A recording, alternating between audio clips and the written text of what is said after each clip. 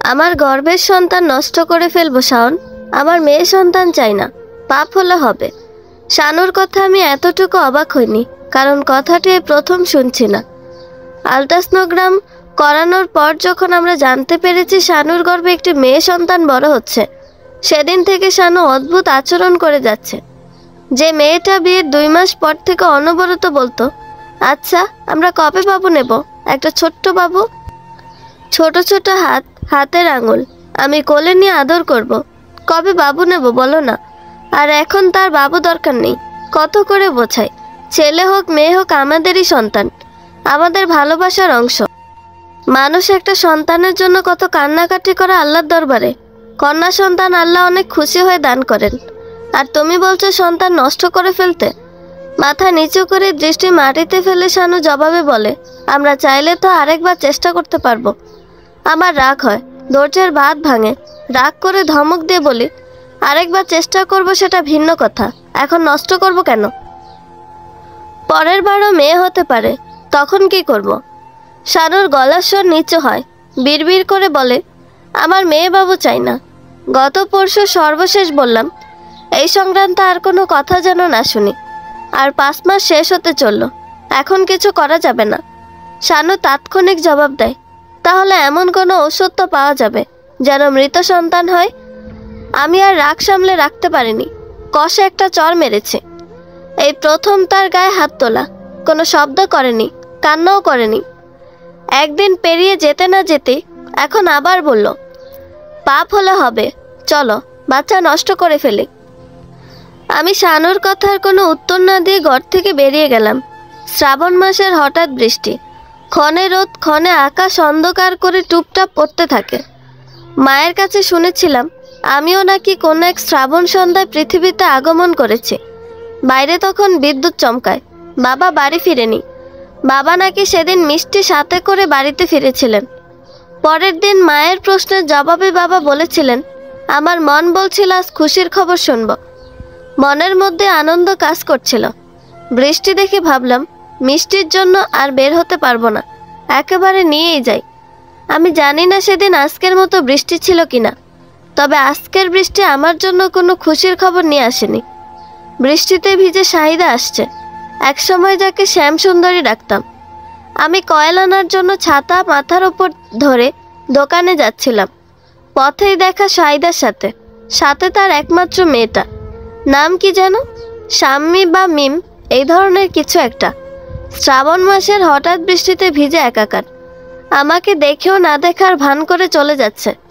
আমারও তাই করার দরকার ছিল, কিন্তু যে মুখটির দিকে দিনের পর দিন, ঘন্টার পর ঘন্টা তাকিয়ে থাকতাম, সেই মুখটিকে ইচ্ছে করলো না দেখার ভান করে থাকা যায় না। শান্ত নীরব দুটি চোখ, কোলে তার মেয়েটা, আঁচল দিয়ে রেখেছে মেয়েটার মাথায়।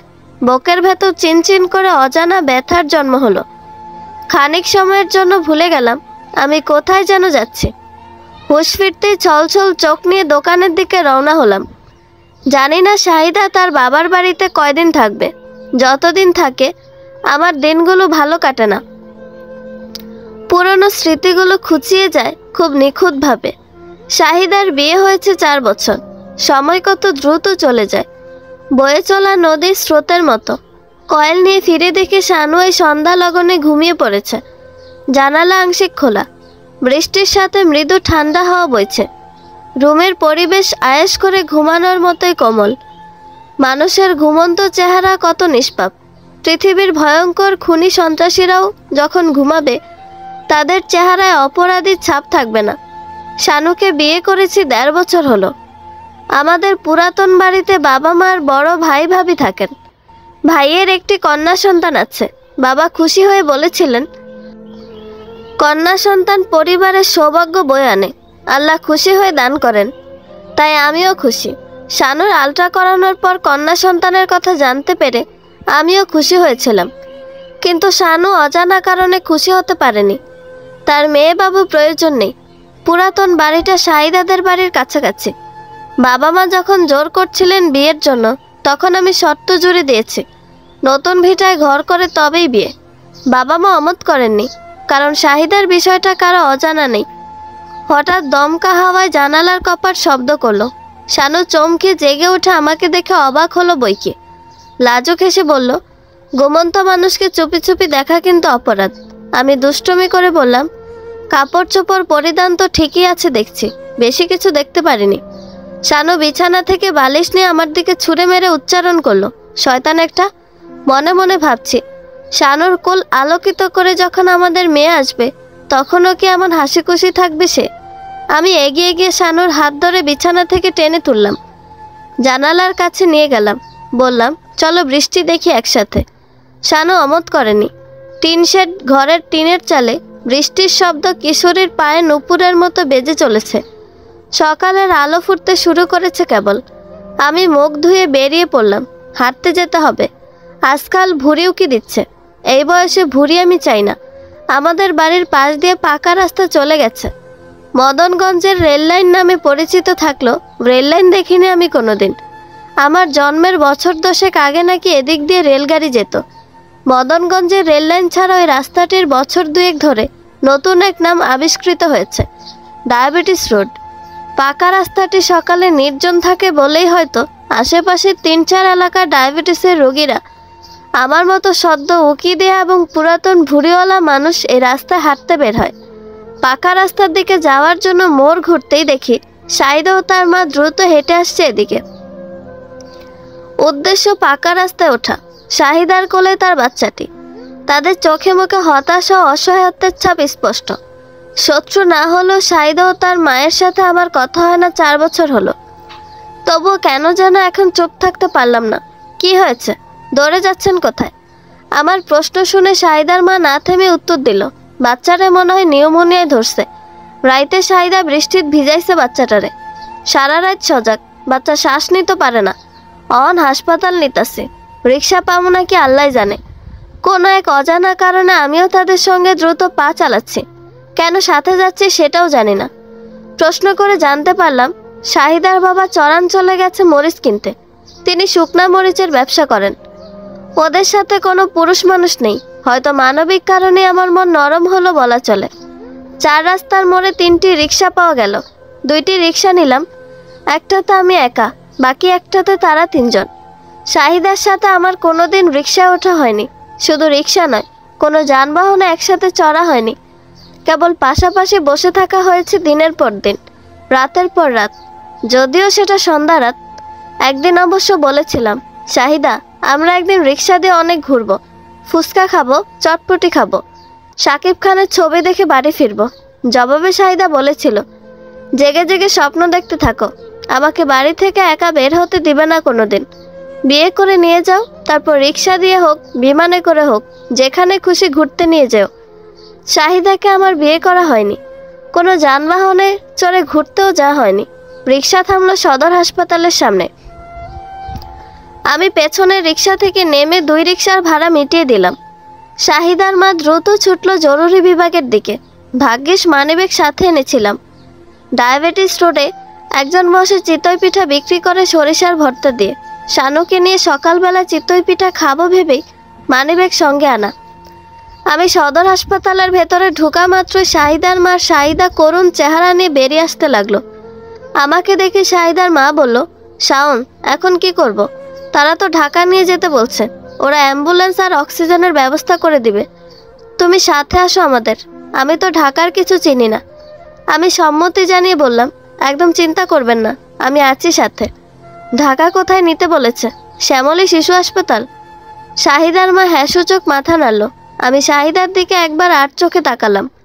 একটু পরপর চোখের পানি মুছে ওড়না দিয়ে, মা হয়েছে সে, সন্তানের ব্যথা সইতে পারছে না। অ্যাম্বুলেন্স এরই মধ্যে হাজির। আমরা প্রস্তুতি নিচ্ছি শিশু হাসপাতালের উদ্দেশ্যে। শাহিদার বাচ্চাকে হাসপাতালে ভর্তি করতে বাজলো বেলা 11টা।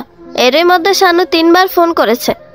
শেষবার ফোন রিসিভ করে বলেছি, শানু তুমি চিন্তা করো না, আমি একটা জরুরি কাজে আসছি, তোমাকে একটু পরে ফোন করে সব জানাচ্ছি। এর মধ্যে বাবা ফোন করলেন। বুঝতে পারলাম শানু এরই মধ্যে বাবা মায়ের কাছে চলে গেছে।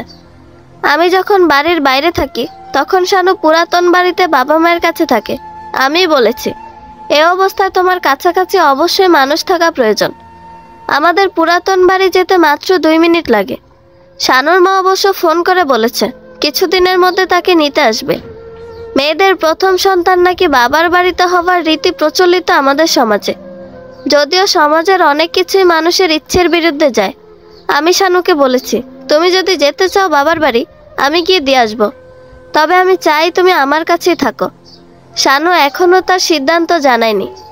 বাবার ফোন পেয়েও একই কথা বলেছি, বাবা আমি একটা জরুরি কাজে আসছি, পরে ফোন করে সব জানাচ্ছি। শাহিদার বাবা চরাঞ্চল থেকে রওনা দিয়েছে। চরাঞ্চল থেকে লঞ্চে নরসিংদী আসতে 2 ঘন্টার পথ, তারপর আসবে ঢাকায়। জ্যাম থাকলে রাতের আগে আসতে পারবে বলে মনে হয় না। সে পর্যন্ত আমার এখানে থাকাটা মোটামুটি নিশ্চিত। দুপুরে শাহিদা ও তার মায়ের জন্য খাবার পার্সেল করে নিয়ে গেলাম। বিগত 4 বছর তো শাহিদা আমার সাথে কোনো কথা বলেনি। ভোর থেকে তাদের সাথে আছি, তবুও কোনো কথা বলেনি। এখন কি মনে করে যেন অবচেতন মনে জানতে চাইল, তুমি খাইছো? একটা প্রশ্ন, আমি খেয়েছি কিনা। 4 বছর পর কণ্ঠ শোনা, মনের উপর দিয়ে শীতল হাওয়া বইছে। কোনো রকমে বললাম, তোমাদের খাওয়া হলে আমি হোটেলে গিয়ে খেয়ে নেব। শাহিদার মা এদিকে ফিরে একবার তাকালো, কিছু বলল না। অথচ শাহিদা আমার সাথে যেন কথা বলতে না পারে সেজন্য 2 দিন ঘর বন্দি করে রেখেছিল। পুরনো কথা ভাবাটা অন্যায় হলেও হঠাৎ মনে উদিত হচ্ছে। শাহিদা একটু পরপর আর চোখে আমার দিকে তাকাচ্ছে। আমার অস্বস্তি হচ্ছে। উঠতে যাব অমনি শাহিদা বলে উঠল, কই যাও? ওদের সাথে কোনো পুরুষ মানুষ নেই, ঢাকা শহরে পরিচিত কেউ নেই, তাই হয়তো চোখের আড়াল হতে দিতে চায় না। নার্সকে জিজ্ঞেস করি ডাক্তার কখন আসবে, তারপর খেয়ে আসি হোটেল থেকে। উঠে বেরিয়ে এলাম। শানুকে ফোন দিতে বুঝতে পারলাম সে কান্না করছে। 2 বার জিজ্ঞেস করার পর বলল, তুমি শাহিদার বাচ্চা নিয়ে ঢাকায় গেছো, এটা গোপন করলে কেন আমার কাছে? একটু অবাক হলাম, জানলো কিভাবে? শানু নিজে থেকেই বলল, শাহিদার বাবা ঢাকা যাচ্ছে এখন, তোমার বাবার সাথে দেখা করে গেছে। এলাকার অনেকেই জানে তুমি ঢাকা গেছো, অথচ আমার কাছে তুমি বলছো জরুরি কাজে গেছো। শানুকে কি বলে থামাবো এখন আমার জানা নেই, আর ফোনে কিছু বললে বুঝতেও চাইবে না। শানু ফোন রেখে দিল। আমি শাহিদার বাবার অপেক্ষা করছি। যতটুকু করেছি অনেক, এবার বাড়ি যাওয়ার পালা। যেহেতু হাসপাতালে ভর্তি করা হয়েছে, এখন ডাক্তার চিকিৎসা দিবে, কোনো পুরুষ মানুষ নেই তাদের সাথে, তাই থাকা। শাহিদার বাবা আসামাত্র বাড়ির পথ ধরব। রাত যতটাই বাজুক বাড়ি যেতে হবে, নয়তো শানুর কান্না থামবে না। কারণ শানু শাহিদা আর আমার ব্যাপারটা জানে, আমি জানিয়েছি তাকে। এলাকার সবাই জানে, মানুষের মুখে শোনার চেয়ে আমার কাছে জানাটাই ভালো মনে করেছে। শাহিদা আমাদের এলাকার মেয়ে হলো, আমার নামে বিচার বসার আগে তাদের পরিবারের সাথে আমাদের কোনো সখ্যতা গড়ে ওঠেনি, অথচ আমার নামে বিচার বসিয়েছিল শাহিদার বাবা। এলাকার কয়েকজন মুরব্বী সেই বিচারে উপস্থিত।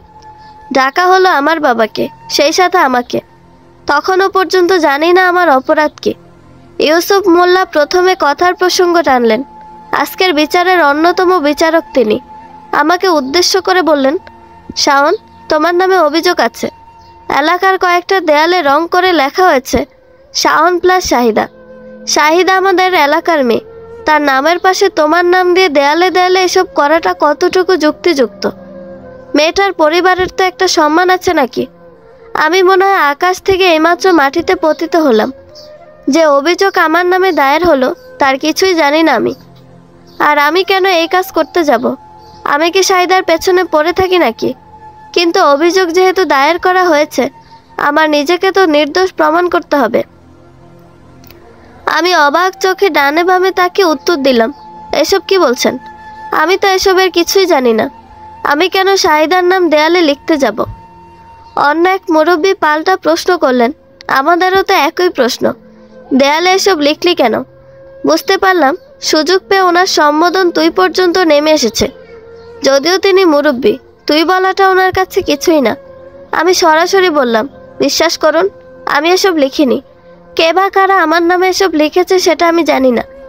শাহিদার বাবা চেয়ার ছেড়ে উঠে দাঁড়িয়ে বললেন, তোমার নাম লেখা আমার মেয়ের নামের পাশে, তুমি না লিখলে ভূতে লিখছে? ফাজলামি করো। আমার বেশ রাগ হলো। রাগান্বিত অবস্থায় মানুষের মুখ থেকে অনেক সময় অপ্রত্যাশিত কথাও বের হয়ে যায়। আমারও হলো তাই। আমি বলে ফেললাম, আপনার মেয়ে এমন আহামরি কোনো সুন্দরী নায়িকা নয় যে তার নাম আমি দেয়ালে দেয়ালে লিখে বেড়াবো। আমি লিখেছি কোনো প্রমাণ আছে? কে লিখেছে গিয়ে খুঁজে বের করুন। সেদিনের মতো বিচারের সমাপ্তি। বিচারের কোনো রায় নেই, আমি লিখেছি এমন কোনো প্রমাণ নেই। হতে পারে কেউ আমার নামে এটা রটানোর চেষ্টা করেছে, তবে কে হতে পারে? এলাকার বন্ধু মহলে গত সপ্তাহে শাহিদার ব্যাপারে কথা হচ্ছিল। সেখানে একজন বলেছিল শাহিদা মেয়েটা কত দ্রুত বড় হয়ে যাচ্ছে। আমি অবশ্য সেখানে বলেছিলাম মেয়েটা ভালোই, মাথা নিচু করে চলাফেরা করে, কিন্তু এই কথার সাথে দেয়াল লিখনের কোনো সম্পৃক্ততা থাকতে পারে না। বন্ধু মহলের দুজনের সাথে কথা কাটাকাটি হয়েছিল, সেটাও ততটা বেশি গুরুতর তর্ক নয়। তাহলে কি আমার ওপর রাগ থাকায় তারা এমনটা করতে পারে? আমি একবার গিয়ে দেয়ালের লেখাটুকু দেখে এসেছি। 4টা দেয়ালে লেখা হয়েছে। হাতের লেখা খুবই বাজে। আগেই যদি দেখতাম তাহলে বিচারের সময় আমার খাতা নিয়ে বলতাম, দেখেন তো আমার হাতের লেখা এত বাজে কিনা।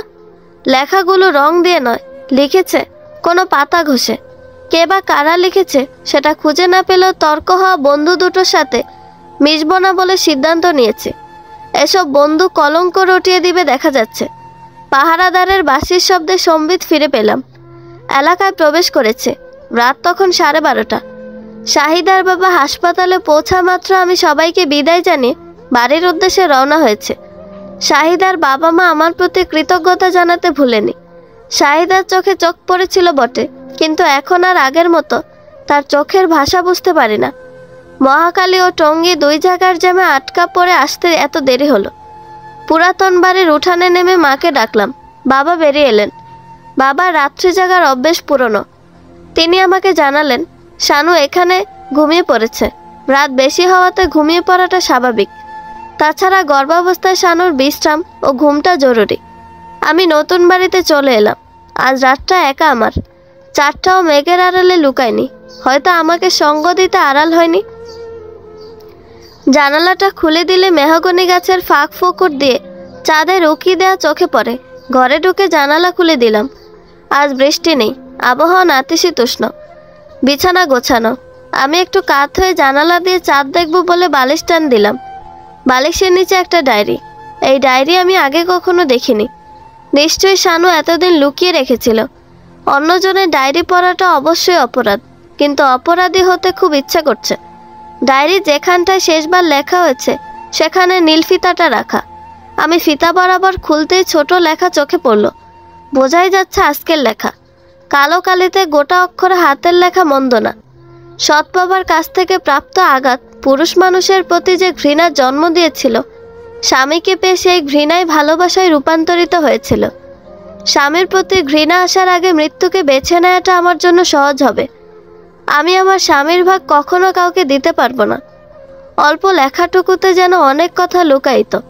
শানুকে বিয়ে করার সময় জেনেছি তার বাবা মারা গেছেন, কিন্তু সৎ বাবা ছিল সেটা জানতাম না।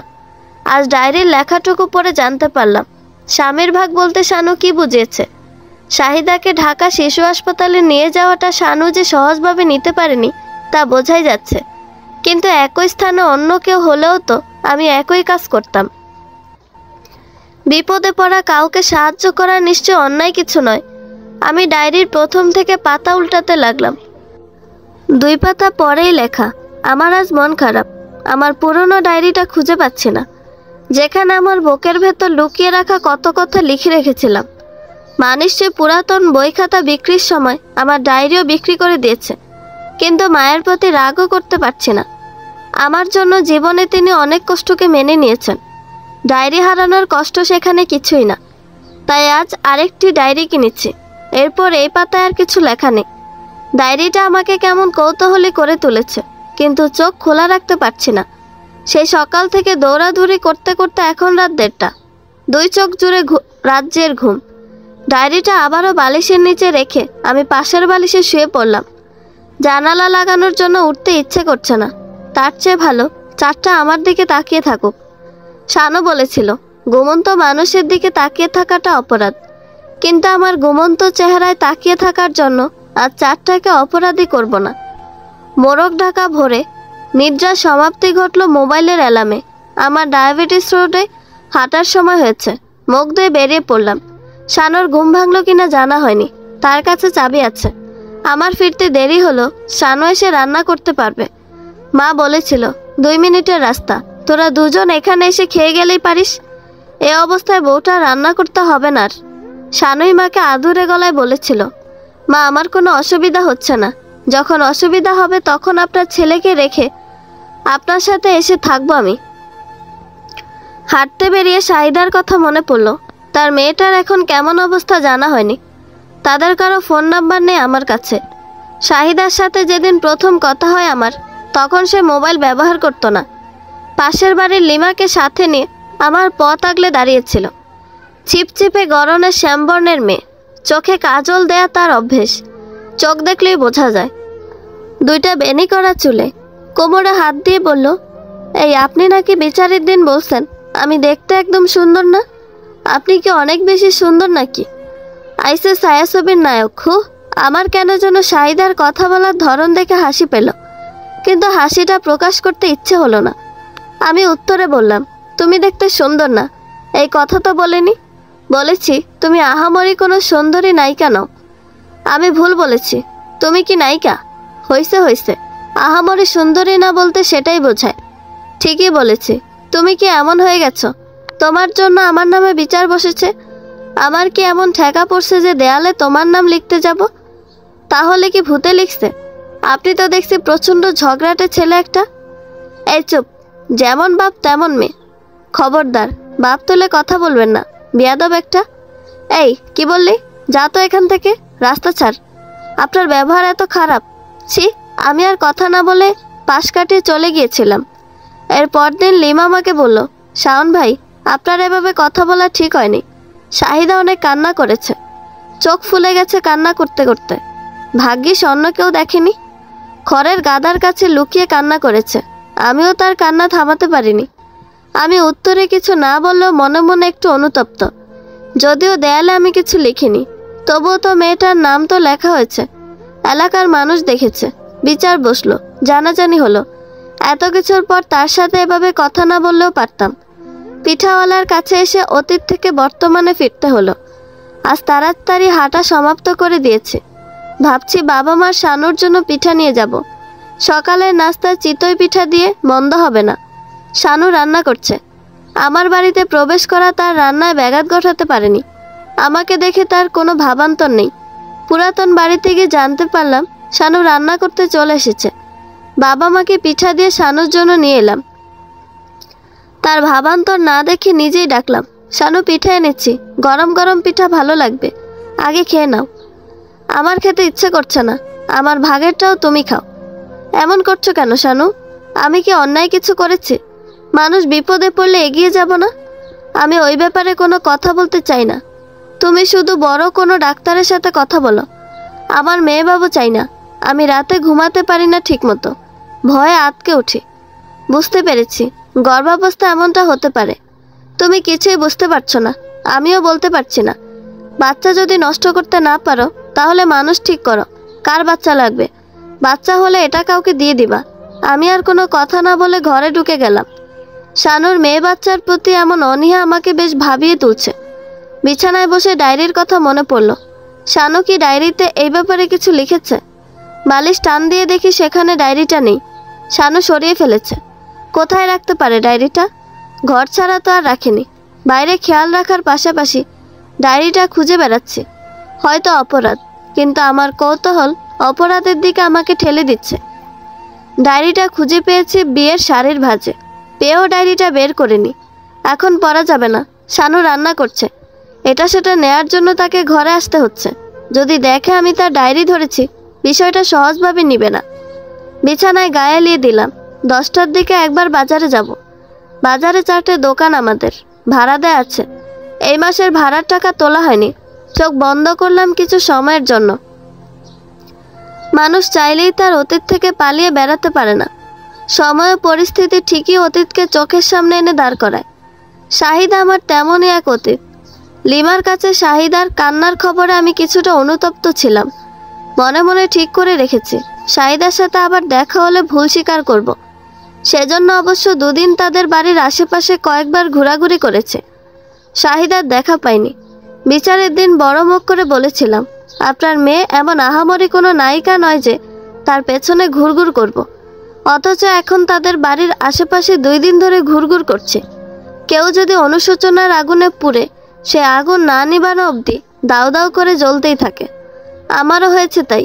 শাহিদার দেখা পেয়েছি 3য় দিন। লাউ গাছের মাচার নিচে বসে লিমার সাথে মালেঞ্চা শাক তোলে। আমার খুবই প্রিয় একটি শাক। আশেপাশে ভালোভাবে তাকিয়ে এক বুক সাহস নিয়ে মাথা নিচু করে মাচার নিচে প্রবেশ করলাম। আমাকে দেখে লিমা মুচকি হাসলো। শাহিদার চোখে যেন উত্তাপ। তারা কিছু বলার আগে আমি বললাম, এই যে মিস নায়িকা, এত অল্পতে কেউ কেঁদে বুক ভাসায়? আমার ভুল হয়েছে। তোমার সাথে এমন ব্যবহার করা আমার ঠিক হয়নি। শাক তোলা রেখে শাহিদা আমার দিকে তাকালো একবার, কিছু বলল না। লিমার দিকে একবার তাকিয়ে আবার শাক তোলায় মনোযোগ দিল। তা দেখে আমি আবার বললাম, আমি আমার ভুল স্বীকার করছি। আর এটাও স্বীকার করছি, তুমি নায়িকা না হলেও বেশ সুন্দরী, শ্যাম সুন্দরী। শাহিদা আবার শাক তোলা বন্ধ করলো। অবাক হয়ে প্রশ্ন করলো, কি সুন্দরী? শ্যাম সুন্দরী। তোমার গায়ের রং দুধে আলতা না হলেও চেহারা বেশ মায়াবী। শ্যামবর্ণের মেয়ে তুমি, শ্যাম সুন্দরী। শাহিদা এবার শব্দ করে হেসে উঠল। লিমাও সে হাসিতে যোগদান করলো। শাহিদা বলল, আপনার প্রশংসা শুনে এবার কিন্তু সন্দেহ সত্যি হচ্ছে। তার মানে দেয়ালের লেখা আপনারই? একদম না, এমন কাজ আমার দ্বারা সম্ভব নয়। কিন্তু বুঝতে পেরেছি সৃষ্টিকর্তার কোনো সৃষ্টি অসুন্দর নয়। আর তুমি তো শ্রেষ্ঠ সৃষ্টি। তুমি আসলেই খুব সুন্দর। আমার প্রতি মনে কোনো ঘৃণা পুষে রেখো না। ঠিক আছে, রাখবো না। এবার দয়া করে বের হন এখান থেকে, নয়তো নতুন বিচার বসতে পারে। আমার আর বিচারের মুখোমুখি হওয়ার ইচ্ছে না থাকায় বেরিয়ে এলাম মাচার নিচ থেকে। মনে কিছুটা শান্তি পেলাম এই ভেবে যে শাহিদা একটু হেসেছে। তার হাসিটা খুব সুন্দর। এই যে রান্না হয়েছে, হাত মুখ ধুয়ে এসো, খেতে দিচ্ছি। শানুর ডাক শুনে বাস্তবে ফিরলাম। হাত মুখ ধুইতে গেলাম। খেয়ে আবার বাজারে যেতে হবে। শাহিদা বাচ্চাকে নিয়ে তার বাবা মায়ের সাথে ঢাকা থেকে বাড়িতে ফিরেছে। বাচ্চা মোটামুটি সুস্থ। বাবার বাড়িতে আর সময় ব্যয় না করে শাহিদা শ্বশুর বাড়ি চলে যাবে। আমি যেন বাচ্চাটিকে একবার দেখে আসি, এমন আর্জি নিয়ে খবর পাঠিয়েছে শাহিদার মা। ভাগ্যিস আমি খবরটি পেয়েছি বাড়ির বাইরে বেরিয়ে, নয়তো শানু এই খবর শুনলে আবার কান্নাকাটি শুরু করত। ডায়েরিতে লেখা তার বাক্যটি মনে পড়েছে, সে তার স্বামীর ভাগ কাউকে দিবে না। 4 বছর পর শাহিদাদের বাড়িতে আমার প্রবেশ। বাড়ির বারান্দার গ্রিলে মরিচা পড়েছে। দেয়ালের কিছু জায়গায় প্লাস্টার খসে পড়েছে। উঠানের জাম গাছটি এখনো আছে। আমাকে দেখে শাহিদার মা এগিয়ে এসে বলল, আসো বাবা, শাহিদা চলে যাবে। তোমার ভাগ্নিকে দেখে যাও, কত সুন্দর করে এখন হাসে, খেলে। আমার ভাগ্নি বলাতে শাহিদার সাথে আমার সম্পর্কটা কি দাঁড়ায় সেটা ভেবে বুঝতে হবে না। আমি ঘরে ঢুকে দেখি বাচ্চাটি বিছানায় শোয়া। বারবার বাচ্চাটি বলছি, তার নাম শাম্মী, আমার দেয়া নাম।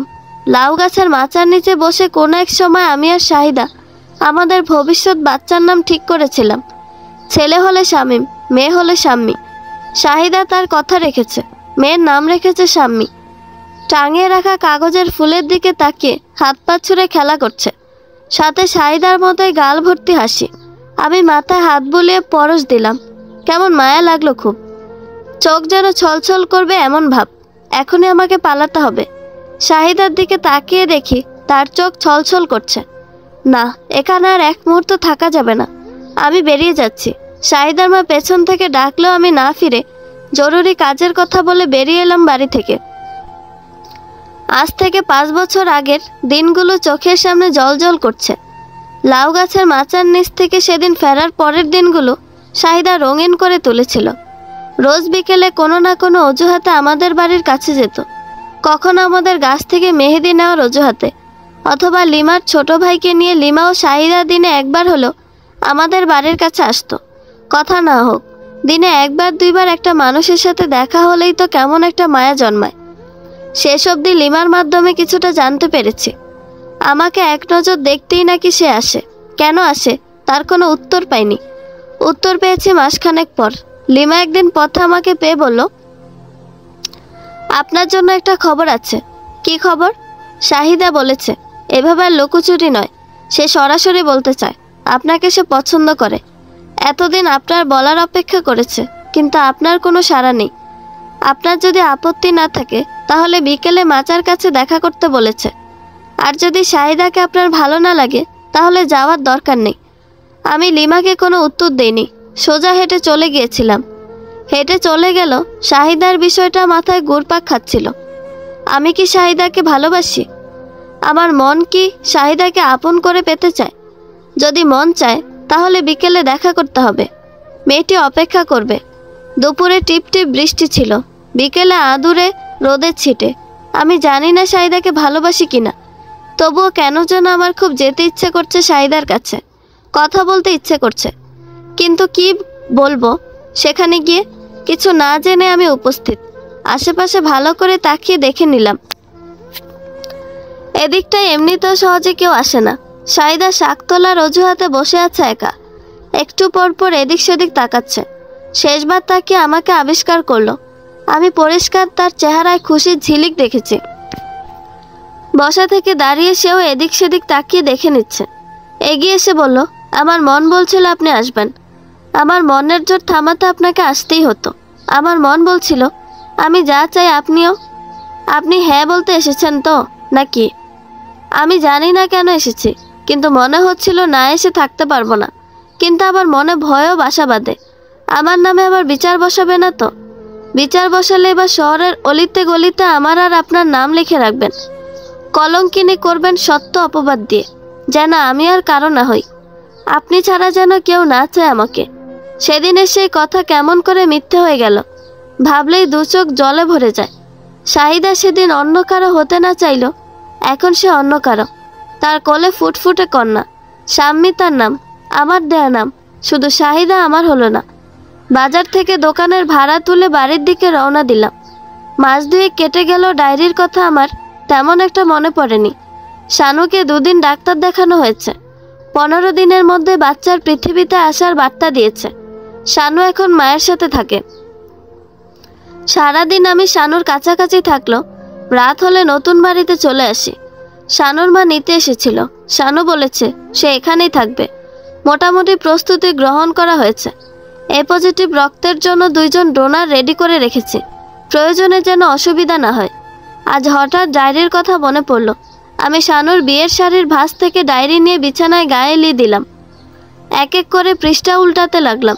এবারের লেখাগুলো নীল কালিতে লেখা, কোনো তারিখ দেয়া না থাকায় ঠিক বুঝতে পারছি না কবে লিখেছে। আমার বয়স যখন 6 বছর, তখন বাবা আর মায়ের বিচ্ছেদ ঘটে। আমি জন্মলগ্ন থেকে মাকে ভালোবাসি। মা আমাকে নিয়ে পালিয়ে এসেছেন। বিষয়টা একটু অদ্ভুত। বিয়ের এত বছর পর 6 বছরের সন্তান নিয়ে পালিয়ে আসাটা অন্যরকমই বটে। আমার বাবা ছিলেন মা ভক্ত। দাদির সব কথাই বাবা মন দিয়ে শুনেন ও যথাযথ মান্য করেন। দাদি আমার মাকে পছন্দ করতেন না। ঝগড়া লেগেই থাকতো বাড়িতে। বড় চাচির সাথে ঝগড়া হলো দাদি চাচির পক্ষ হয়ে আমার মায়ের সাথে ঝগড়া করতেন। বাবা বাড়ি ফিরে আসলে দাদি ইনিয়ে বিনিয়ে মায়ের নামে বিচার দিতেন। আমার শিক্ষক বাবা মাকে কোনো কিছু জিজ্ঞেস না করে ছাত্রছাত্রী মনে করে কখনো বকা দিতেন, কখনো গায়ে হাত তুলতেন। ধৈর্যের বাঁধ ভাঙল, মায়ের যাওয়ার জায়গা ছিল না। নানা নানি বেঁচে না থাকায় মামা মামির সংসারে জায়গা হবে না সেটা এক প্রকার জানা ছিল। তাই তিনি নীরবে সহ্য করে গেছেন দিনের পর দিন। কিন্তু একসময় মা একটা আশ্রয় খুঁজে পেলেন। বলতে লজ্জা লাগলো, আশ্রয়দাতা আমার মায়ের পুরনো প্রেমিক। বিয়ের আগে সম্পর্ক ছিল ওনার সাথে। শেষ অবধি আমাকে নিয়ে মা পালালেন। বিয়ে করলেন পুরনো প্রেমিককে। আমার সৎ বাবারা এটি দ্বিতীয় বিয়ে। প্রথম স্ত্রী সংসার করবেন না বলে বিদায় নিয়েছিলেন। জগৎ সংসারে মনের মিল না হলে কেউ কেউ পাথরে সংসার করে, কেউ পাখি হয়ে উড়ে বেড়ায় একটি আশ্রয়ের সন্ধানে। আমার মা আশ্রয় খুঁজে পেলেন। পাখিটির ছানা হিসেবে আমারও আশ্রয় হলো সৎ বাবার সংসারে। কিন্তু আমার জন্মদাতা বাবার প্রতি একটা সূক্ষ্ম টান মনে রয়ে গেল। আজ অবধি সেই টান ও ভালোবাসা বিদ্যমান। অনেকবার মন চেয়েছে ছুটে যাই। এখন বড় হয়ে গেছে, আমি চাইলেই আমার জন্মদাতা বাবাকে এক নজর দেখতে যেতে পারি। ঠিকানাটাও মুখস্থ। গাজীপুরের কাপাসিয়া উপজেলার তরগাঁও স্কুলের বাংলা শিক্ষক আমার বাবা। লোকে ফটিক মাস্টার নাম বললেই চিনি, তবু আমার যাওয়া হয় না, জানানো হয় না বাবাকে। বাবা, আমি তোমাকেও মায়ের মতো ভীষণ ভালোবাসি। দেখা হয় না এক নজর বাবার মুখ। সৎ বাবা যেহেতু এখন মধ্যবয়স্ক, নিশ্চয়ই আমার বাবারও বয়স হয়েছে।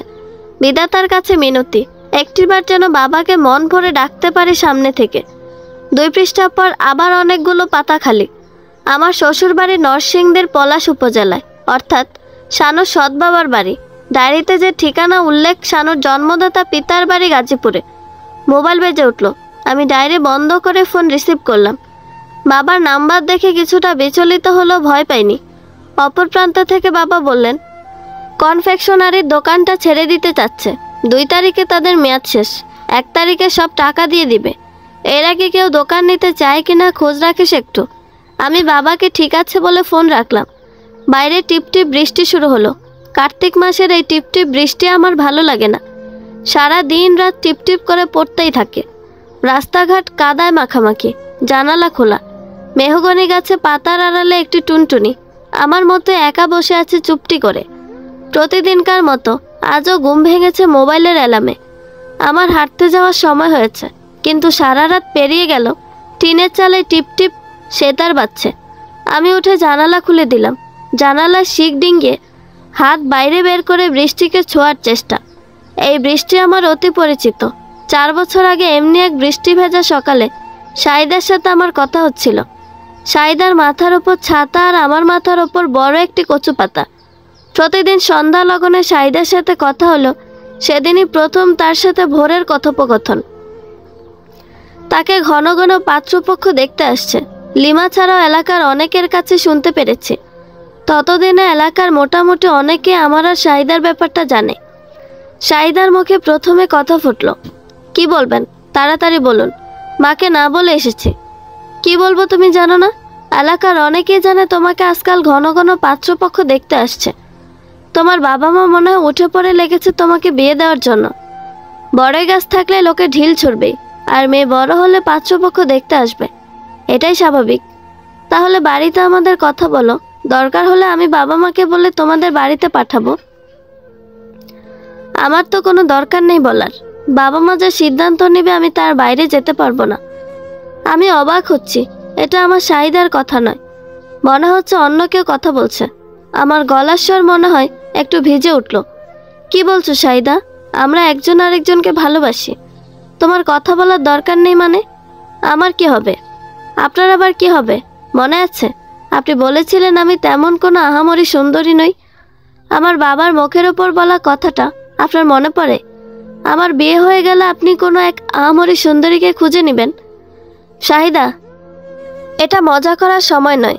একটু চিন্তা করে দেখো আমাদের কি হবে, আমাদের ভালোবাসা। আপনি আমার বেয়াই নন, আমিও আপনার বেয়াইন নই। আপনার সাথে মজা করব কেন? যাই এখন, ভালো থাকবেন। শাহিদা, আমার কথাটা শোনো। এই শাহিদা। সেদিন শাহিদা আমার কোনো কথা শোনেনি। নিজের কানকেও সেদিন বিশ্বাস করতে ইচ্ছে হয়নি। তবুও সব কিছু তো চোখের সামনে ঘটছে। 7-8 দিন পরে শাহিদার বিয়ে ঠিকঠাক। পাত্র মালয়েশিয়া প্রবাসী, 3 মাসের ছুটিতে এসেছে বিয়ে করতে। ছেলে দেখতে শুনতে ভালো, তাই যত দ্রুত সম্ভব বিয়ে হয়ে যাওয়াটা উত্তম। কারণ 3 মাস পরেই ছেলেকে মালয়েশিয়া ফিরে যেতে হবে। এই খবর শুনে আমার মস্তিষ্ক শূন্য লাগছিল। আমি আবারও ছুটে গিয়েছি শাহিদার কাছে। খবর পাঠিয়েছি লিমাকে দিয়ে, সে আসেনি। লিমাকে দিয়ে খবর পাঠিয়েছে, গিয়ে বল আমাকে মা বাড়ি থেকে বের হতে দেয় না, আর আমাকে যেন ক্ষমা করে দেয়। শাহিদার সাথে আমার আর দেখা হয়নি বিয়ের আগে। আমার ঠিকঠাক ঘুম হচ্ছে না, গলা দিয়ে খাবার নামছে না। বিয়ের 2 দিন আগে রাতের বেলা বাবা আমার ঘরে উপস্থিত। আমার কাঁধে হাত রাখলেন, বললেন, তোর বয়সটা আমরা অতিবাহিত করেছি। মেয়ে বা মেয়ের বাবা মা যদি তোর সাথে সম্পর্ক করতে রাজি না হয়, তাহলে এতে জোরের কিছু নেই। কিন্তু আমাদের চোখের সামনে তোর দুঃখ কষ্ট আমাদেরও কষ্ট দেয়। বিয়ের দিন তোর কষ্টটা দ্বিগুণ হবে। আমি বলি কি, আমি যে মাজারে বায়াত গ্রহণ করেছি, তুই সেখানে 1 সপ্তাহের জন্য ঘুরে আয়। মোবাইল রেখে যা বাড়িতে। আমি ফোন করে বলে দিচ্ছি, তোর কোনো অসুবিধা হবে না। ওখানে গেলে মানসিক শান্তিটা পাবি। আমার কথাটা রাখ একটু। রাতের ট্রেনে আমি রওনা দিলাম চট্টগ্রাম নাজিরহাটের উদ্দেশ্যে। 6 দিন থাকলাম সেখানে। সাথে মোবাইল ছিল না, কারো সাথে কোনো যোগাযোগ নেই। নিজেকে শক্ত হতে হবে। ফিরলাম শাহিদার বিয়ের পর। একদিন লিমা খড়ের গাদার কাছে ডেকে নিয়ে বলল, শাহিদা আপনাকে অনেক খুঁজেছে। সে তার ভুল বুঝতে দেরি করে ফেলেছে। আমাকে দিয়ে খবর পাঠালেও আপনাকে পাইনি। গায়ে হলুদের রাতে তো আপনাদের বাড়িতেও গিয়েছে। শুনলাম আপনি চট্টগ্রামে। শাহিদা আপনাকে নিয়ে পালিয়ে যেতে চেয়েছিল। বিয়ের দিন তার চোখ থেকে গড়িয়ে পড়া পানি আপনার জন্য ছিল। যখন কাছে ছিলেন তখন বুঝতে পারেনি, যখন হারাতে বসেছে তখন বুঝতে পেরেছে সে আপনাকে অনেক ভালোবাসে। কিন্তু লিমা, আমি চেষ্টা কম করিনি। সে এক প্রকার অপমান করে আমার কাছ থেকে দূরে সরে গেছে। মনে হয়েছিল সে তার বাবার মুখের উপর কথা বলার প্রতিশোধ নিয়েছে। যাই হোক, ওসব নিয়ে আমি আর ভাবি না। যা হওয়ার হয়েছে। লিমাকে যা হওয়ার তা হয়েছে বলল। পরবর্তী 2.5 বছর কেটেছে মনের ভিতর একটা হাহাকার আর একটা প্রশ্ন নিয়ে, কি এমন ক্ষতি হতো যদি শাহিদা আমার হতো? উত্তর মিলেনি। বৃষ্টির গতি বেড়ে চলেছে। জানালার পাশে দাঁড়ানো যাচ্ছে না। বৃষ্টির সাথে দমকা হাওয়া শরীরে কাঁপন ধরিয়ে দিচ্ছে। জানালা বন্ধ করে দিলাম। শানু এখন রান্না করে না, মা রান্না করতে দেয় না। পুরাতন বাড়িতেই চলে আমাদের খাওয়া দাওয়া। রাত হলে আমি চলে আসি এই ঘরে। শানুর বিয়ের শাড়ির ভাঁজে ডায়েরি। আমার আবার অপরাধী হওয়ার সাজ জাগে। পৃষ্ঠা উল্টাতে থাকি, চোখ আটকা একটি বাক্যে, আমি সৎ বাবাকে মেরে ফেলেছি। আমার ব্রু সংকুচিত হলো। চোখ মেলে ভালো করে তাকালাম। পড়তে শুরু করলাম। আমি সৎ বাবাকে মেরে ফেলেছি। বিষয়টি পৃথিবীর কেউ জানে না, আর জানে শুধু ডায়েরির পাতা। যদিও মারা যাওয়ার পেছনে আমি দায়ী নই। মায়ের সংসারে আসার পর থেকে সৎ বাবার সাথে আমার কোনোদিন সম্পর্কের উন্নতি ঘটেনি। আমি কোনোদিন বাবা বলে ডাকিও নি। তিনি তার মতো, আমি আমার মতো। তিনি সন্তান উৎপাদনে অক্ষম ব্যক্তি।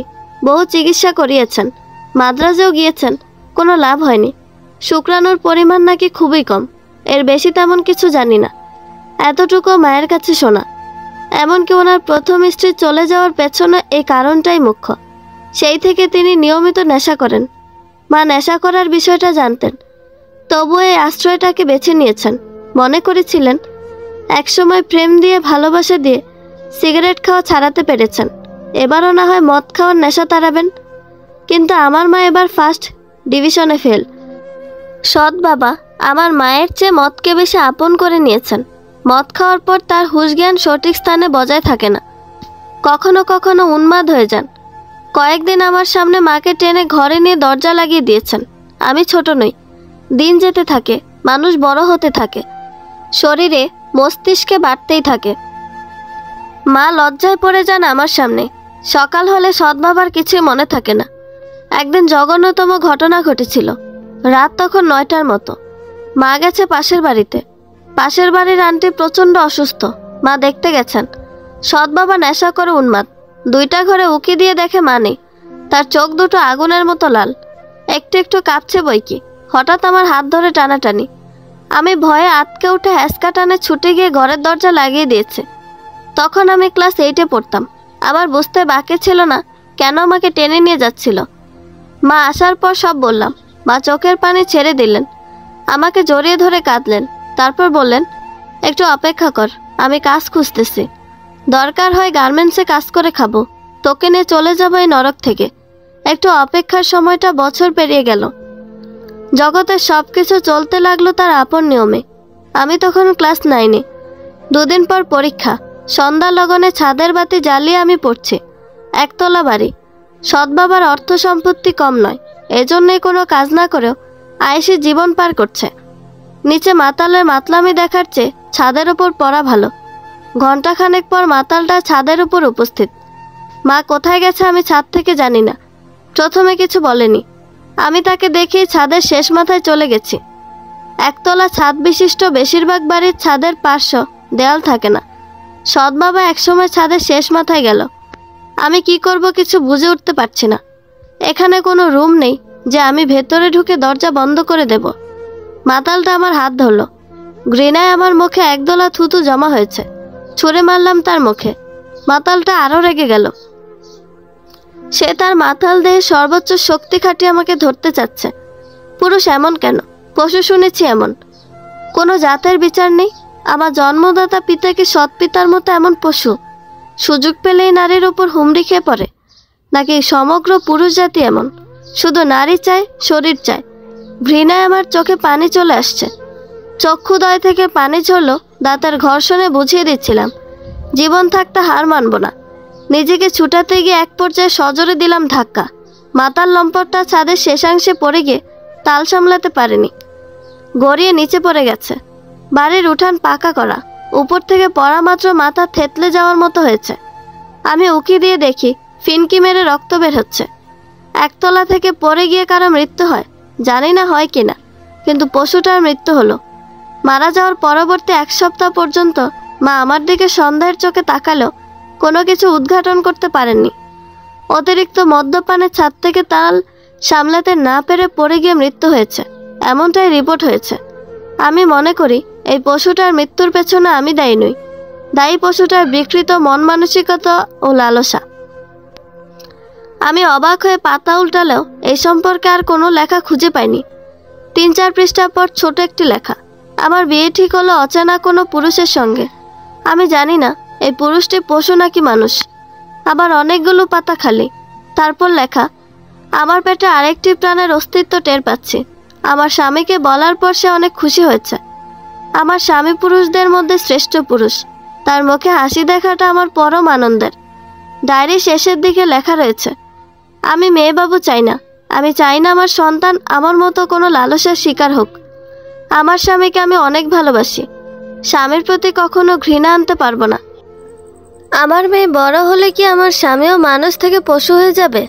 না, আমি মেয়ে বাচ্চা চাই না, চাই না, চাই না। এ বাচ্চা নষ্ট করে ফেলবো, পাপ হলে হোক, চাই না, চাই না।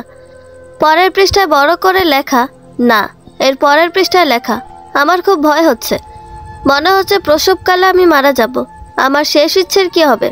আমি বাবাকে একটিবার দেখতে চাই, আমার বাবাকে। ডায়েরি বন্ধ করলাম, কিছুক্ষণ চুপ করে বসে রইলাম। শানু এত কিছু লিখে রেখেছে ডায়েরিতে, যার কিছুই আমি জানি না। ডায়েরিটি শাড়ির ভাঁজে রেখে দিলাম। বৃষ্টির শব্দ কমতে শুরু করলো। পুরাতন বাড়িতে যেতে হবে, শানুকে খুব দেখতে ইচ্ছে করছে। নরসিংদী ও গাজীপুর 2 জেলাকে আলাদা করেছে শীতলক্ষা নদী, সাথে ব্রহ্মপুত্র নদী। 2টি নদী পাশাপাশি হলো এক নদীর পানি আরেক নদীর সাথে মিশে না। নরসিংদীর লাখপুর থেকে নৌকা করে গাজীপুর জেলার রানীগঞ্জে পৌঁছলাম। সেখান থেকে বাসে কাপাসিয়া। মানুষের কাছ থেকে জিজ্ঞেস করে রিক্সা নিয়ে রওনা হলাম তরগাঁও। ফটিক মাস্টারের বাড়ি খুঁজে পেতে তেমন সমস্যা হয়নি। শানু তার ডায়েরিতে যেভাবে ঠিকানা লিখেছে সেভাবেই পাওয়া গেল ফটিক মাস্টারের বাড়ি। মস্ত বড় উঠান পেরিয়ে 4 চালা ঘর, বারান্দায় একটি কাঠের চেয়ার রাখা, দেখে বেশ পুরনো মনে হচ্ছে।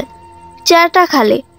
ডানে বামে তাকিয়ে কাউকে দেখতে না পেয়ে গলার স্বর ঊর্ধ্বগামী করে বললাম, বাড়িতে কেউ আছেন? পাশে ছোট একটি রান্নাঘরের মতো দেখা যাচ্ছে। বেড়ার ফাঁক দিয়ে ধোঁয়া বেরিয়ে আসতে দেখা গেল। ভেতর থেকে কেউ একজন বলল, এই যে এদিকে আসুন। আমি এগিয়ে গেলাম রান্নাঘরের দিকে। উকি দিয়ে দেখি মধ্যবয়স্ক একজন মানুষ পাইপ দিয়ে চুলায় ফু দিচ্ছে। আগুন ধরানোর চেষ্টা। চুলার পাতিলে কি রান্না হচ্ছে তা আমার বোধগম্যের বাইরে। ঘন ঘন ফুয়ের বদলতে আগুন ধরল চুলায়। ধোঁয়ার পরিমাণ কমে গেল। পেছন ফিরে আমাকে দেখে জানতে চাইলেন, কে আপনি, কাকে চান? এটা কি ফটিক মাস্টারের বাড়ি? আমি ফটিক মাস্টার, যদিও এখন আর মাস্টারি করি না। কার কাছে এসেছেন? আমি নরসিংদী থেকে এসেছি, আপনার সাথে একটু বসে কথা বলতে চাই। তিনি বসা থেকে উঠে রান্নাঘর থেকে বেরিয়ে এলেন। আমাকে ভালো করে দেখে নিলেন, তারপর বললেন, আপনাকে তো ঠিক চিনতে পারলাম না। আসুন, বারান্দার চেয়ারটায় বসুন। আপনি রান্না করছেন? বাড়িতে আর কেউ নেই? না, আমি এই বাড়িতে একাই থাকি। আমি চেয়ারের পাশে দাঁড়িয়ে আছি। বাবার বয়সী মানুষকে দাঁড়িয়ে রেখে আমার চেয়ারে বসাটা বেমানান। আর তিনি শানুর জন্মদাতা, আমার শ্বশুর। তিনি ভেতর থেকে আরেকটি বেতের চেয়ার নিয়ে বের হলেন। এবার বসা যায়। আমি চেয়ারে বসতে বসতে বললাম, বাড়িতে একা থাকেন কেন? বাকিরা কোথায়? বাকি কে? আপনার বাবা মা, স্ত্রী, সন্তান? বাবা মা গত হয়েছেন বছর 5 আগে। আমার স্ত্রী সন্তান নেই। কেন, বিয়ে করেননি? করেছিলাম, চলে গেছে। পরবর্তীতে আর বিয়ে করেনি। কেন করেননি? যদি আবার বিয়ে করতেন তাহলে তো একাকিত্বের জীবন পাড়ি দিতে হতো না। এই একাকিত্বে আমার সংসার। যাই হোক, আপনার পরিচয় তো বললেন না। আমি একটু থামলাম। এখনই পরিচয় বলবো কিনা ভাবছি। ওনার বিয়ে না করার পেছনে কোনো কারণ খুঁজে পাচ্ছি না। শানু তার ডায়েরিতে উল্লেখ করেছে তিনি শানুর মায়ের উপর এক প্রকার অত্যাচার করতেন, গায়ে হাত তুলতেন। সেই তিনি স্ত্রী চলে যাওয়া তার বিয়ে করবেন না, এমনটা বিশ্বাসযোগ্য মনে হচ্ছে না। আমি পরিচয় না দিয়ে ওনাকে প্রশ্ন করলাম, আপনার স্ত্রী চলে গেছে? আপনার সন্তান ছিল না? একটা মেয়ে ছিল, 6 বছর বয়স, দেখতে ভারী মিষ্টি ছিল, বড় আদরের মেয়ে। আদরের মেয়েকে কখনো আদর করতেন? আপনার স্ত্রী চলে গেল কেন? অত্যাচার করতেন স্ত্রীর উপর? আপনি কি বলুন তো? আমার বাড়িতে এসে পরিচয় না দিয়ে একের পর এক প্রশ্ন করে যাচ্ছেন, তা আবার এমন ভাষায়। ওনার শেষের কথাগুলোতে নিজেকে একটু সামলে নিলাম। সত্যি আমি একটু বেশি করে ফেলছি মনে হচ্ছে। আসলে গতকাল শানু ডায়েরি পড়ে সমাপ্ত করে যখন পুরাতন বাড়িতে যাই, তখন শানু বিছানা আচ্ছা, চোখ থেকে গড়িয়ে পড়ছে পানি। ঘরে একা শানু। আমাকে দেখে চোখের পানি মুছল। আমি এগিয়ে গিয়ে শানুর পাশে বসলাম, কপালে হাত দিলাম। জানতে চাইলাম, শানু, শরীর বেশি খারাপ লাগছে? শানু মুখে কোনো উত্তর না দিয়ে মাথা নেড়ে জানান দিল তার খারাপ লাগছে না, কিন্তু কান্নার কারণ বুঝতে পারছিলাম না। আমি শানুর হাত ধরে বললাম, একদম চিন্তা করো না, আমি আছি তো তোমার পাশে। আজ বিকেলেই তোমাকে হাসপাতালে ভর্তি করব। ডাক্তারের ভাষ্য অনুযায়ী আর 2-3 দিন বাকি। কয়েকদিন আগে হাসপাতালে থাকা ভালো। আমার হাত শানু শক্ত করে চেপে ধরল। তার চোখ তখনও ছলছল। মুখ ফুটে বলল, সত্যি আমার পাশে থাকবে তো? আমি অভয় দিয়ে বললাম, হ্যাঁ শানু, আমি সবসময় তোমার পাশে থাকব, কথা দিলাম। ফটিক মাস্টার সাহেব আমাকে চুপ থাকতে দেখে প্রশ্ন করলেন, কি ব্যাপার, চুপ করে আছেন কেন? আপনার মেয়ের নামটা মনে আছে?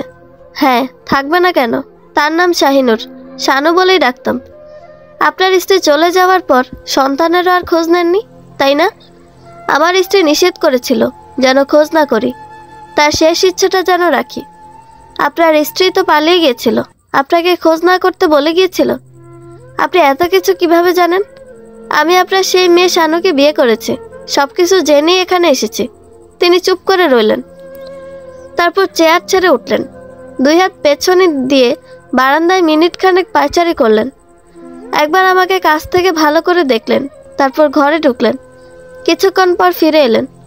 চেয়ারে বসতে বসতে বললেন, কেমন আছে শানু? হাসপাতালে? কেন, কি হয়েছে শানুর? বিচলিত হওয়ার কিছু নেই, সে গর্ভবতী, বাচ্চা হবে, সেজন্য হাসপাতালে ভর্তি করেছি গতকাল। সে আপনাকে একটিবারের জন্য দেখতে চায়। আপনি কি যাবেন আমার সাথে? সন্ধ্যার আগে ফিরে আসতে পারবেন? শানুর মা যদি সেখানে থাকে তাহলে আমি যেতে পারবো না। আমরা যেতে যেতে দুপুর হবে। ওনাকে আমাদের বাড়ি পাঠাতে পারবো খাওয়ার উসিলায়। আপনি শুধু একটু দেখা করে চলে আসবেন। তিনি আর কিছু না বলে চেয়ার ছেড়ে উঠলেন। মিনিট 5-এর মধ্যে তৈরি হলেন। ঘর তালা মেরে আমার সাথে রওনা দিলেন। পৃথিবীর কোনো মানুষের পক্ষে অতীত ভুলে যাওয়া সম্ভব নয়। কেউ যদি বলে আমার কোনো অতীত নেই, আমার অতীত মনে পড়ছে না, তাহলে সে মিথ্যে বলছে। আমারও অতীত মনে পড়ে, শাহিদার কথা মনে পড়ে, কিন্তু তাই বলে শাহিদাকে এখনো ভালোবাসি এমন তো আর না। একসময় বাসতাম, এখন বাসি না। আমি বিয়ের পর থেকেই শানুকে অসম্ভব ভালোবাসি। সবচেয়ে বড় কথা, শানু আমাকে ভালোবাসতে শিখিয়েছে। শাহিদাকে একসময় ভালোবাসতাম, এটা সত্যি, কিন্তু বিয়ের পর থেকে সম্পূর্ণ ভালোবাসা আমার শানুর প্রতি। আর ডায়েরি পড়ে জানতে পেরেছি তার সর্বোচ্চ ভালোবাসার জায়গাটিতে আমি রয়েছি। আমিও তাকে আজীবন ভালোবেসে যাব। রিক্সা সদর হাসপাতালের সামনে ব্রেক কষল। আমার সাথে বসা ফটিক মাস্টার, যিনি একসময় ছাত্রছাত্রী পেটাতেন। ব্রেকের সাথে ওনার চশমা নাকের কাছে চলে এলো। তিনি চশমা ঠিক জায়গায় প্রতিস্থাপন করলেন। আমি ওনাকে নিয়ে গেলাম পাশের হোটেলে। দুপুর 1:30 বাজে। ওনার চুলার আগুন তিনি নিভিয়ে এসেছিলেন, যদিও জানি না তিনি কি রান্না করছিলেন। খাবারের অর্ডার করে ওনাকে বললাম, আপনি খেয়ে নিন, আমি শানুর কাছে যাই। শানুর মা সেখানে থাকলে আমি বাড়িতে পাঠানোর ব্যবস্থা করছি। মাও প্রসূতি বিভাগের গেটের কাছে বাবা দাঁড়িয়ে আছে। আমাকে দেখে এগিয়ে এসে বললেন, তোকে ফোন করেছিলাম, কোথায় ছিলে? বৌমা তোকে খুঁজছিল। আচ্ছা, আমি ভেতরে যাচ্ছি। মা কোথায়? তোর মার তোর শাশুড়িকে বাড়িতে পাঠিয়েছি খেয়ে আসতে। দুপুর তো হয়ে এলো। আমি হোটেলে খাবো ভাবছিলাম, তোর মা বলল খাবার নিয়ে আসবে। মায়ের কাছে ফোন আছে? না, তো শাশুড়ির কাছে আছে। কেন, কিছু আনতে হবে বাড়ি থেকে? না, তুমি ফোন করে বলে দাও যেন তারা সন্ধ্যার দিকে আসে। এদিকটা আমি দেখছি। তুমি আমার সাথে হোটেলে খাবে। বাবা কি বুঝলো জানি না, তবে অবাক হলেও কোনো প্রশ্ন করেনি। আমি ভেতরে ঢুকলাম। শানু শুয়েছিল। আমাকে দেখে উঠতে যাবে, আমি বাধা দিলাম। শানু অভিমানী স্বরে বলল, তুমি কোথায় ছিলে? তুমি না বলেছ সবসময় আমার পাশে থাকবে? আমি শানুর পাশে বসলাম, কপালে হাত বুলিয়ে দিয়ে বললাম, তোমার একটা ইচ্ছে পূরণ করতে গিয়েছিলাম, তুমি একটু অপেক্ষা করো, আমি 10 মিনিটের মধ্যে যাবো আর আসবো। করবে না অপেক্ষা? শানু কৌতূহলী হয়ে ঘাড় কাত করে সম্মতি জানালো। আমি বাইরে বেরিয়ে বাবাকে নিয়ে হোটেলে গেলাম। আমার বাবা ফটিক মাস্টারকে চিনে না, জানার কথাও না। আমি বাবাকে নিয়ে অন্য এক টেবিলে নিয়ে বসালাম। বললাম, বাবা তুমি এখানে খাও, আমি একটু পরে খাবো, তোমার বিল দিতে হবে না, খেয়ে প্রসূতি বিভাগের সামনের মাঠে আসো। বাবা আমার দিকে কেমন করে তাকালেন, যেন আমি কিছু লুকাচ্ছি, কিন্তু কিছু বললেন না। শানুর বাবার খাওয়া ততক্ষণে শেষ। আমি বিল দিয়ে দিলাম দুজনের খাবারের। শানুর বাবাকে নিয়ে বের হওয়ার সময় আমার বাবা দেখার কথা নয়, কারণ টেবিলের উল্টো দিকে বসা। শানুর বিছানার কাছে তার বাবা গিয়ে দাঁড়ালো। শানু মনে হয় চিনতে পারছে না। 6 বছর বয়সে শেষবার দেখেছিল, জানার কথাও নয়। শানু আমার দিকে কৌতূহলী চোখে তাকালো।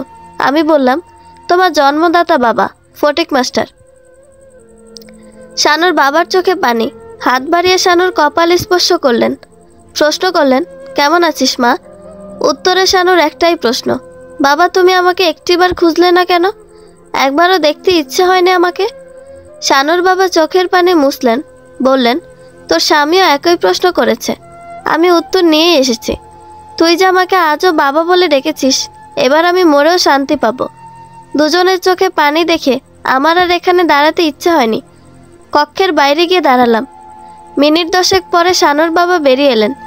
আমাকে বললেন, বাবা তোমার ফোন নাম্বারটা আমাকে দাও, আর নরসিংদে আমার যাতায়াত আছে, আমি একা বাড়ি যেতে পারবো।